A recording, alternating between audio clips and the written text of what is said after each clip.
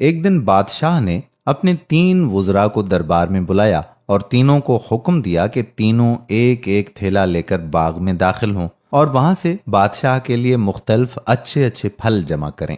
وزراء بادشاہ کے اس عجیب حکم پر حیران رہ گئے اور تینوں ایک ایک تھیلا پکڑ کر الگ الگ باغ میں داخل ہو گئے۔ پہلے وزیر نے کوشش کی کہ بادشاہ کے لیے اس کی پسند کے مزیدار اور تازہ پھل جمع کرے، اور اس نے کافی محنت کے بعد بہترین اور تازہ پھلوں سے تھیلا بھر لیا۔ دوسرے وزیر نے خیال کیا کہ بادشاہ ایک ایک پھل کا خود تو جائزہ نہیں لے گا کہ کیسا ہے، اور نہ ہی پھلوں میں فرق دیکھے گا، اس لیے اس نے بغیر فرق دیکھے جلدی جلدی ہر قسم کے تازہ اور کچے اور گلے سڑے پھلوں سے اپنا تھیلا بھر دیا۔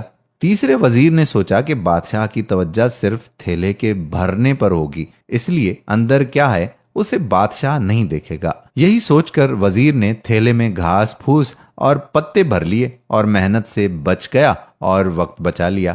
دوسرے دن بادشاہ تینوں وزراء کو اپنے تھیلوں سمیت دربار میں حاضر ہونے کا حکم دیا۔ جب تینوں دربار میں حاضر ہوئے تو بادشاہ نے تھیلے کھول کر بھی نہ دیکھے اور حکم دیا کہ تینوں کو ان کے تھیلوں سمیت 1 ماہ کے لیے دور دراز جیل میں قید کر دو۔ اب اس دور دراز جیل میں تینوں کے پاس کھانے پینے کے لیے کچھ نہیں تھا سوائے اس تھیلے کے جو انہوں نے جمع کیا تھا۔ اب پہلا وزیر جس نے اچھے اچھے پھل چن کر جمع کیے تھے، وہ مزے سے ان پھلوں پر گزارا کرتا رہا یہاں تک کہ 1 ماہ بآسانی گزر گیا۔ دوسرا وزیر جس نے بغیر دیکھے تازہ خراب تمام پھل جمع کیے تھے، اس کے لیے بڑی مشکل پیش آئی۔ کچھ دن تو تازہ پھل کھا لیے، لیکن پھر کچے اور گلے سڑے پھل کھانے پڑے، جس سے وہ بہت زیادہ بیمار ہو گیا اور اسے بہت تکلیف اٹھانی پڑی۔ تیسرا وزیر جس نے اپنے تھیلے میں صرف گھاس پھوس ہی جمع کیا تھا، وہ کچھ دن بعد ہی بھوک سے مر گیا کیونکہ اس کے پاس کھانے کو کچھ نہ تھا۔ اب آپ اپنے آپ سے پوچھئے، آپ کیا جمع کر رہے ہیں؟